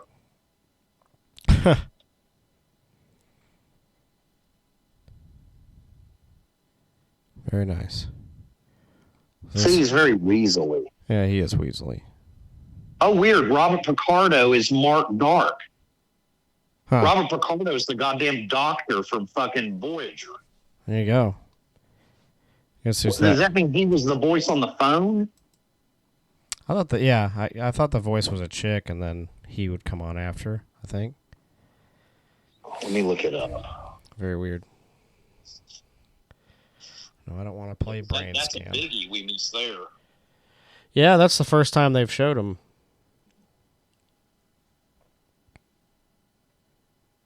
Let's see. He go to 88. Yeah, just Mark Dark. I guess that was the phone guy. Robert Picardo. Yeah. Fucking awesome.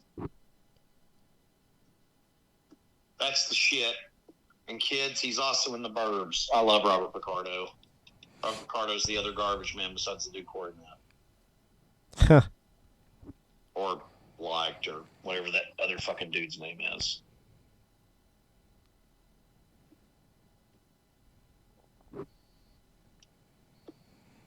Yeah, it's a great movie. Yeah, phone line owner. Very cool. Yeah, that was him at the fucking end. That was Robert Picardo eating the fucking calzone or donut or whatever. Yeah.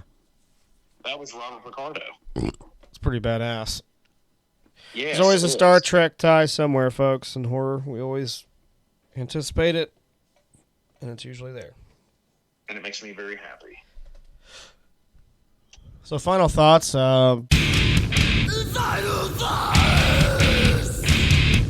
Movie's good. You know, it's a classic late 80s horror movie. You got the Kevin Yeager effects. Not his best, but you know, there's. I do like Robert Englund's direction of the movie. It was his first movie. Oh yeah, it's I don't know good. what else he's directed. It's good. If he did direct other things after that, but I do like a lot of his shots. Like, you know, most of the kills were off screen, but when he goes back to revisit them, there are very clever ways to do that. I respect that. I thought it was very interesting. The sets for the most part look good. This is a very like gritty, grimy looking film, which I like.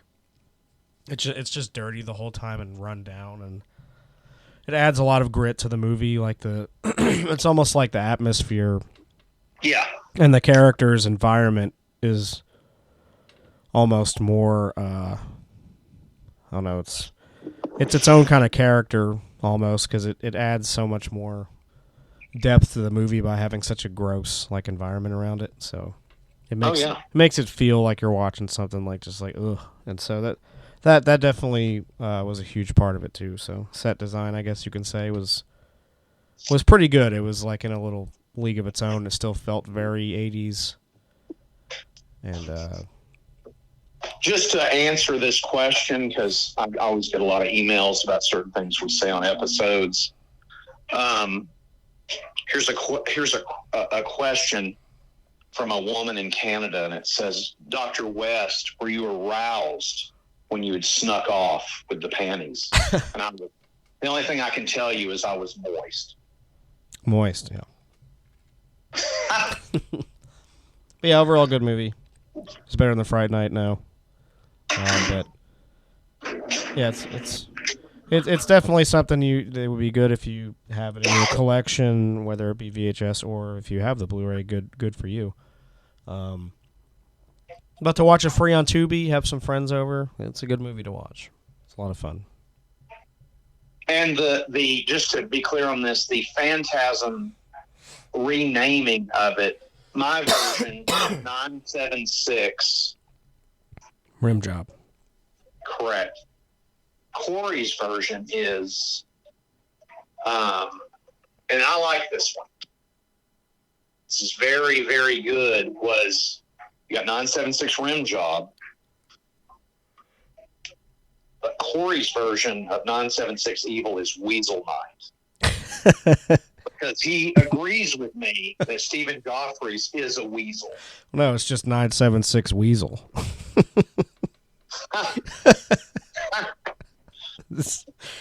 976 Weasel.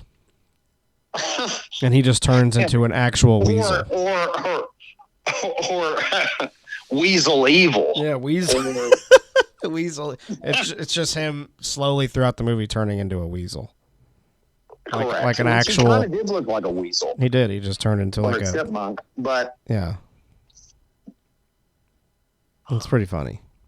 So how about just I think Weasel Evil. Weasel Evil. The next exciting movie from Stephen Joffrey's. And it's a movie about me, where a lot of people just had various people who don't like me collaborate on a script about how I turn into an actual Jewish weasel, and it's played by Stephen Joffrey, who is an actual weasel, turning into a weaselier weasel. The working title we had been working for you, excuse me, was Cash Weasel. Weasel America. Cash Weasel America. It's called Cash Weasel America. So you want to tell a story? Tell that story. All right, wrap up the episode here. We'll end with this. So, I had just gotten a job at a pawn shop. But explain to people what you had to do, because people may not understand you had to hustle people for money. Well, I'm about to. So okay, cool. I just want you to make sure you explain. We're you're good at doing it. I just wanted to remind you. Yeah, I started working at a pawn shop. Explain what they wanted you to do. Yeah, I'm getting to that. So, I started working at a pawn shop, and it's the first time I've ever worked somewhere like that. It's a commission-based job. So you get a regular paycheck, but you get a lot more on your paycheck. Like, you actually start earning some of what you sell if you sell a certain amount. Like, a certain dollar amount a month or a week. So let's say the goal for the store to sell would be like, I don't know, 2,000 to 3,000, maybe more, like in that week. Wow. I don't even think it was that high. It was something like that. You want to make like a certain amount each week or each month, and then whoever, the way they used to do it was whoever was the highest contributor to that. We had as employees, or associates or whatever you want to say. We had goals, like individual goals to be met. And when those goals were met, you got paid like a certain amount for it, like a premium off of what you made. Like you make 1 or 2% off of like what you made, like for that month or whatever it is. So as the Jewish weasel that I am, I started making money as soon as I got in there. I was just naturally good at selling and making, building a clientele of customers, if you will, as soon as I started working there. Right. I started crushing the goals, like literally crushing what the expectations were. And they promoted me within 2 weeks, like, of being there, because I was so good at selling stuff. Right. And they, because you start part-time is how they work you in, and then if you're good, they'll start you full-time, because they want to leave the part-time. If you're new, they're going to leave you to where you're not making a whole lot of money, and everyone else that's been there is going to make more because they're full-time. Part-time weasel, full-time weasel. Right. Obviously, I was doing way better than anyone else that had been there, so they're like, oh, yeah, we got to hire this kid full-time because he's making our store a lot of money. Did that, and I worked with this one lady. She used to work at Comcast and all this bullshit. We were, like, pretty... everyone I worked with, we were pretty tight. But this one girl started, she had her issues with with her work ethic. She wasn't like all in on everything. She was kind of lazy with how she made sales. Right. She just figured she could just get shit by doing everything the way she was doing it, which was Just kind of a con. Yes, that's an understatement, but yes. I never judged her for any of that, but there was this one time where she had herself tied up with like 3 different customers in the store. There was one that was looking at TV. She was being greedy. Yeah, she was. She was like, "Oh, those are my customers. That's my," she was doing all this. And I think that day it was just me and her and like one other person. Because usually it was about 3 of us plus the 2 managers, or sometimes 3 managers. There was like 2 assistant managers and a main store manager, me and a couple floor employees. We usually have more, but I think that day we only had me and her at the time, and maybe one other person. But she was in there. She had somebody tied up with the TVs, which is one of the quickest ways of making money is to sell a big-ass TV to somebody. It's very easy to sell, good, quick money, because people usually don't put those on layaway. They usually buy them outright. And then jewelry is the other big seller. You always want to make a jewelry sale if you can, if you see someone looking at it. And she had somebody else she was currently helping with a pawn, too. So what she did was she was trying to get me to deal with the pawn in the middle of her doing it so she can go make a sale in the jewelry and over in the TV section, which you almost can't do either or because the way the store was set up, the jewelry is on the other side. So you would have to either do one or the other. You can't sit there and try to manage 2 people. Right. So I don't remember if she finished the pawn or I just said fuck you and went to the back, or I finished it for her and I was done. I went up to the managers and I was like, hey, she's trying to like tie up 2 customers here. And it was like, do you see that guy walking around with the TVs? Go get him. She can't fucking claim 2 people in the store. She left that guy to go deal with the jewelry sale because she wanted to make the most money, so she thought that the person was going to buy jewelry. Right. So my manager was like, go take it because they're going to leave the store and she's not going to get shit. I was like, okay. So I went over, helped them with the TV, got them to like plug it up and everything to make sure it worked. It was a really nice TV too. It was an expensive TV. It was not a cheap one. It was one of our more expensive TVs in the store. Like it was over, I don't know if it was like over $500. It was a really nice TV. So as I was doing that, she was dealing with the woman at the jewelry counter. And while I was starting to ring that person up, to like, oh yeah, hey, that's my sale, so I'll ring that up. And she was trying to like shove me out of it. And I was like, no, you abandoned this customer and walked over to do that one with jewelry. I helped him the whole time. All you said was, I'll be with you in a minute. Never went and looked for TVs with him. Right. You just fucking left to get the bigger sale. Well, the funny thing happened. That person she was trying to sell jewelry to the whole time ended up leaving, didn't buy shit. I got the TV sale. And she was in front of this customer unprofessionally trying to like nudge me out of the sale that I did work on. And when the customer left, she started freaking out on me, screaming literally screaming in the store. Like, really? And saying how I took her sale and she called me a weasel. She's like, you know what you are? You're just a fucking weasel. So that's where that comes from, which I wasn't a weasel. My managers were the weasels telling me to do it. I was just going to let her do her thing, and I didn't. I was like, whatever, I'll take her money. If she had made the jewelry... I've done a survey on X, and our listeners seem to think that woman was the weasel. Yeah, she's trying to like take the whole store for herself when she couldn't help the whole store. If she could do both, fine. But you're going to let customers run out of here with no one making sales. I did what was best for me, but also what was best for the store. I put money in the store. Her customer left because she was fucking not good at selling shit. Right.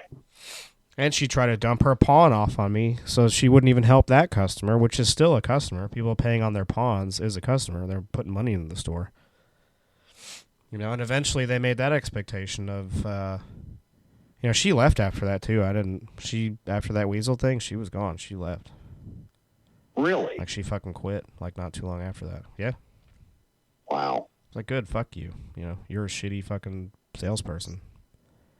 I think she was jealous the second I came in there because I started making sales. Like, well, you either, push yourself to do as good as me, or I'm just going to keep doing sink or swim. I'm going to keep doing the best I can do. I wasn't really doing anything that much differently. I just was new to the job, and I was hungry to prove myself, and I'm good at making friends with people and making sales, I guess. I don't know. Now, the other survey I did was down at Jethro County Survey Farm in Tennessee, where they have a lot of plots and scary people running around Duke Spook, and they said that you were a weasel. So, right. Yeah, I mean, if they say it, it's probably safe to say that I am. And that's run by Travis Tritt, just to let you know that. So, which, he knows everything about wrestling and podcasting. Right. So, but no, I that was always, I just thought that was fucked up. But yeah, I mean, it is what it is. She was jealous because I started, I came in working hard and she wasn't. She was always the one that managers complained about because she wasn't really doing her job that well, and she was just kind of squeaking around and trying to make some sales. I was crushing it because I gave a shit. Right. After a while, I was the person that stopped giving a shit. They started raising the level that's almost impossible to get to where you can get like a 1% out of your sales that you work for. They started making pawns way more of a expectation, so you had to have, in order to make the money off of your sales, you would have to have a certain amount of pawns also, and usually you wouldn't meet those because you can't. You can always go get a customer and help them and make a sale, but you can't always get people to walk up to you and pay on their pawns. Like that just happens or it doesn't, So it ended up becoming just over time, just a worse place to work, and they made it pretty impossible for you to make your own money. And really the commission thing was just a waste of time to the point where it's like there's no motivation to make your own sales anymore. You're just like, it's just a job at that point. There's nothing competitive or a little challenging about it. It's just now it's a shitty job. You're not making any more money than you would be, so there's no reason to even make any sales. I'll just sit there and take pawns all day. Like, I'm not going to go out of my way to make sales if I'm not going to ever make that money for myself, Because you wouldn't think 1% is a lot, but with our expectation, when I was first started doing it, I would get an extra like $200-$300 on my paycheck. Sometimes $500 extra. Just from busting my ass, which I did all the time. And then after a while, they took that away. So well, that's the Jewish weasel story, and I am forever the Jewish weasel because of that. So if helping out a customer get a TV purchase makes me a weasel because her stupid ass wanted to, try to own the whole store without even helping any of the customers, then I guess I am a weasel. But that's that. So on that note, 976 Weasel, a lot of fun. Weasel Evil. 976 Anal, that is a 2023 Phantasm Podcast film. I don't think it'll be... I prefer 976 Rim Job, but... Right. Well, in France, it is known as 976 Anal. Oh. Over here, it is 976 Rim Job. In the States. So be on the lookout for that. And check out Stephen Joffrey's, in Fright Weasel. Very popular vampire film, and, he's going to make you lobotomized so slowly. Yeah. So, Fright Weasel's another good one. We appreciate you all listening. Be sure to subscribe, follow us on social media, Facebook at The Phantasm Podcast. You can also, and if you were a fan of the podcast and you have, you were on Facebook before and you're like, where the hell did the podcast go? Well, it's a new podcast page. It's called The Phantasm Podcast. So go back and give it the same like you did before. We appreciate that. Follow us on Spotify and all the other music streaming shit. YouTube, go give that page some love. Got a lot of stuff on there. A lot of goodies from Dr. West. A lot of interviews. A lot of stuff to come. Speaking of Robert Englund, we have Don Dawkin coming on, so it's very exciting. Very lengthy interview. Talks about a lot of shit about the band, about his band now, a new record coming out, all kinds of stuff. So it's a lot of fun. Be on the lookout for that. And, that's pretty much it. We appreciate you listening and watching. Hopefully you're watching along with us as well, or if you're at work, or you're about to yank your crank and go to bed, whatever the hell you do. Listen to our podcast. We appreciate it. So keep streaming, and we will keep doing this. So yeah, stay fucking gory. Phantasm. And you know something? I sort of enjoyed it.